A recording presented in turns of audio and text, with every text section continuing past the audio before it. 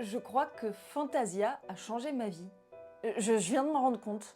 En fait, comme plein de gens, j'ai découvert le film parce que on avait la cassette à la maison et c'était vachement différent de tous les autres Disney de l'époque parce que il y avait pas d'histoire, tu sais, en particulier, c'était juste des tableaux qui répondent à un orchestre symphonique qui est dirigé par Leopold Stokowski, qui, si tu ne le savais pas, a en partie inspiré le personnage de Doc dans Retour vers le futur. Même profil, oui.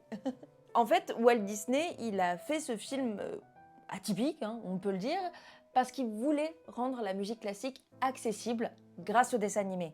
Et faut croire que ça a marché sur moi. Parce que, en fait, depuis que je suis toute petite, j'ai toujours eu une grande passion pour la musique classique.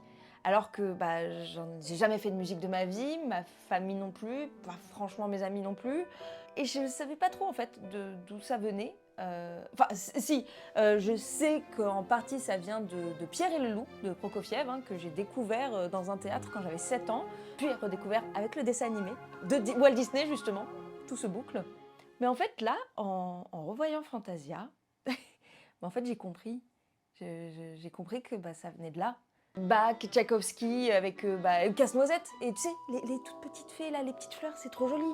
La symphonie pastorale de Beethoven sur fond de mythologie grecque. Enfin, ça me marque encore aujourd'hui ces images-là.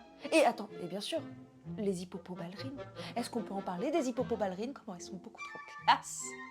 Et là, en revoyant le film, je me suis rendu compte que oui, c'est grâce à lui que je suis tombée amoureuse de la musique classique. Et en fait, ça m'a fait un bien fou. Toi, justement, tu dois aussi bien avoir un film que quand tu l'as revu adulte, tu t'es rendu compte que il avait changé ta vie en fait.